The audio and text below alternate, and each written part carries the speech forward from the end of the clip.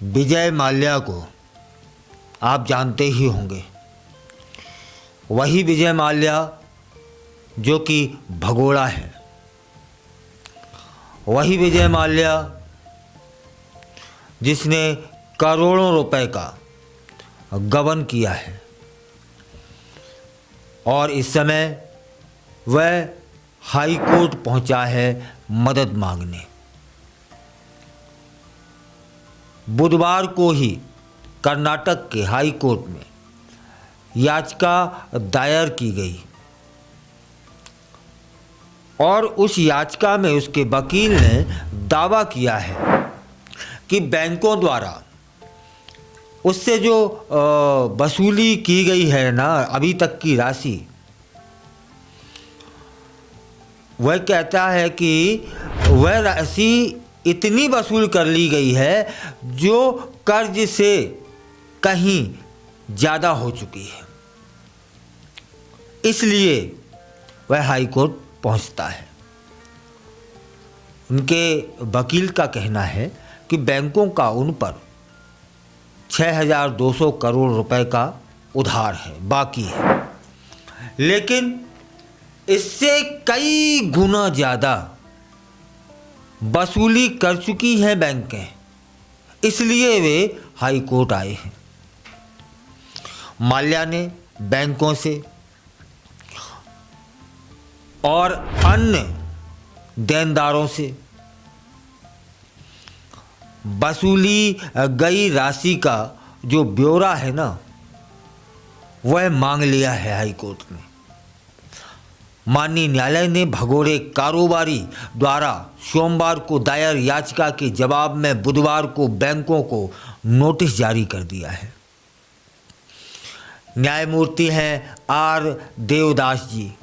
उन्होंने बैंकों को 13 फरवरी तक जवाब देने का बोला है, जिससे अंतरिम राहत के तौर पर याचिका में संशोधित रिकवरी सर्टिफिकेट के तहत बैंकों द्वारा किसी भी तरह की संपत्ति की बिक्री पर रोक लगाने की मांग की गई है। भगोड़ा कारोबारी माल्या के अधिवक्ता ने न्यायालय में दलील दी। माल्या का प्रतिनिधित्व कर रहे वरिष्ठ वकील साजन पूवैया ने अपनी दलील में कहा है कि किंगफिशर एयरलाइंस और उसकी होल्डिंग कंपनी UVHL के खिलाफ परिक्षमापन आदेश को माननीय सुप्रीम कोर्ट समेत सभी न्यायिक स्तरों पर बरकरार रखा गया है अभी तक। उन्होंने दलील में कहा है कि कर्ज की वसूली पहले से ही हो चुकी है, फिर भी माल्या के खिलाफ अतिरिक्त वसूली की कार्रवाई हो रही है, जिसे वे रुकवाना चाहते हैं। वकील साहब का माननीय न्यायालय से कहना था कि ऋण वसूली न्यायाधिकरण ने देनदार के तौर पर किंगफिशर एयरलाइंस और उसकी जो गारंटी जिसने दी थी वह थी UVHL को 6,200 करोड़ रुपए का भुगतान करने का आदेश दिया था। वह आदेश अंतिम आदेश था और 2017 से अब तक कई बार 6,200 करोड़ रुपए की वसूली लगातार हो रही है और वसूली अधिकारी ने पुष्टि कर दिया है कि 10,200 करोड़ रुपए की अभी तक वसूली हो चुकी है। मतलब माल्या पर जो कर्जा था ना वो 6,200 करोड़ था और अभी तक 10,200 करोड़ की वसूली की जा चुकी है। यह कहना है वसूली अधिकारी का। अब बात कर लेते हैं संसद की। तब फिर संसद में वित्त मंत्री निर्मला सीतारमण ने 14,000 करोड़ रुपए वसूल करने की बात कही है। मतलब माल्या पर 6,200 करोड़ रुपए का कर्जा था, वसूली चालू थी।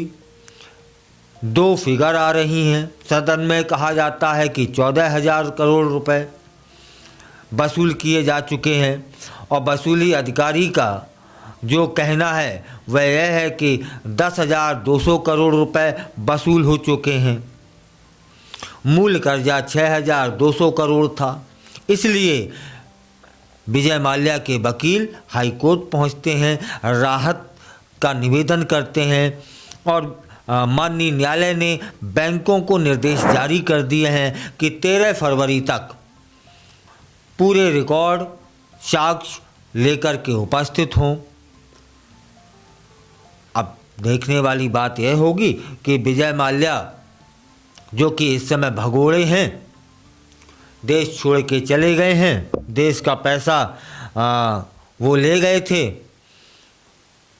उन पर कोई न्यायालय कार्रवाई करते हैं या उन्हें छोड़ दिया जाएगा, या तो समय ही तय करेगा।